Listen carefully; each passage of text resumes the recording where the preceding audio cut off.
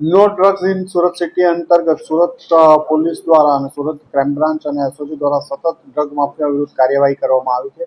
આવી જ એક ઇન્ફોર્મેશન આધારે સુરત ક્રાઇમ બ્રાન્ચના પોલીસ ઇન્સ્પેક્ટર જયંત ગોસ્વામી અને એમની ટીમના પીએસઆઈ ભાટીને એક ઇન્ફોર્મેશન મળી હતી કે રાજસ્થાનના બાલોતરાનો રહેવાસી નરેન્દ્ર ડારા સુરત શહેરમાં કોઈને એમડી ડ્રગ્સની ડિલિવરી કરવા આવવાનો છે. આ બાતમી આધારે એમણે વોચ ગોઠવેલી હતી અને જેના અનુસંધાને ગઈકાલે એમની ટીમને એક સફળતા મળી.